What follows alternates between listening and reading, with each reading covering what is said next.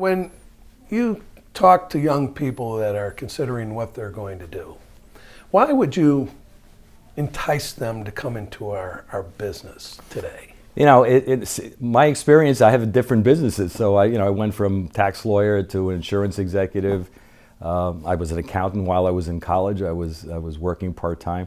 So I've had different experiences, and what I find about this industry, it has the best highs I've ever experienced in my business career.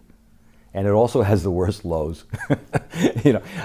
I wasn't fired very often in my career, and there's nothing more. I take everything personally, okay? Even if I had nothing to do with it, I take it personally. And so this industry brings out, the best and the worst in relationships.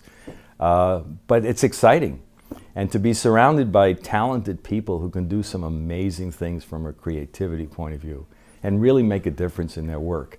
Is just an exciting place to be. And they're young people, they're really interested in doing great work. And frankly, the financial rewards from it is pretty good when you get to a certain level. So I think this industry has tremendous opportunities for young people. And if you were to give them a piece of advice once they land in our industry that would help them achieve some measure of the same success that you've enjoyed, what would it be? A lot of people ask, young people, when I talk to them, the advice has always been consistent. Always associate yourself with good people. If you find yourself in an organization that you feel is doing something wrong or has an ethic that you're not comfortable with, move on. And the other is to keep your head down and pay attention to what your job is. Don't worry so much about your next job. Don't worry about someone else's and what they're doing. If you keep your head down, if you're with a company that you're comfortable with from an ethical point of view and people point of view, success will be recognized. And just keep your head down and do what you're supposed to do and do it well. And focus and be competitive. Good advice. So here we are, 2015. Yes. What do you think is going to be the biggest change we have to deal with in the next 5 to 10 years? It's especially, right now we're here at CES, okay, in Las Vegas, and we're seeing all the technological advances and changes and how it's affecting our industry right now.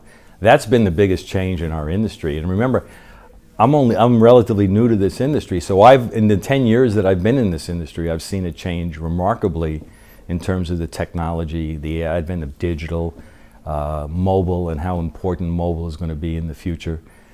So I think the next 5 years are going to be probably the most exciting parts of our industry and our business, which is why, again, I think it's a great place to be, but it's going to be very competitive.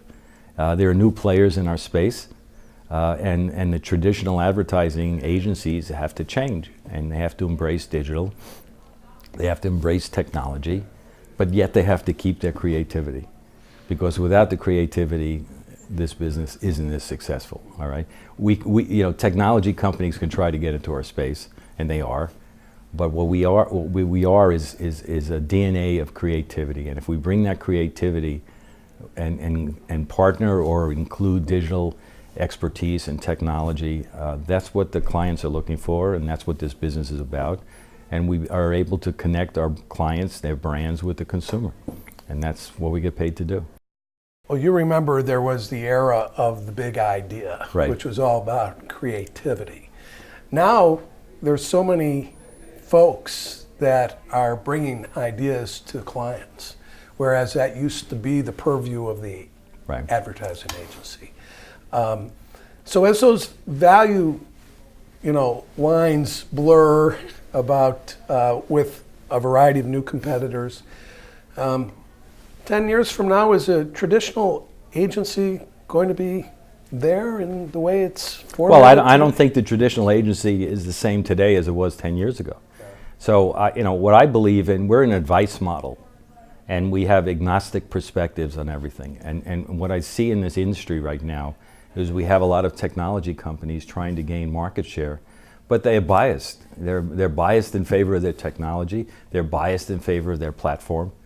We get paid to advise clients to what's in their best interest. We don't have a vested interest in terms of where we place media. We don't have a vested interest in how we distribute. And all of that is what we add to the table. So I think the new model for our industry is the integrated offering that is agnostic, but has the expertise to understand the various technologies and outlets that are out there. Well, this has been great. Thank you very much. Well, thank you. It's my pleasure.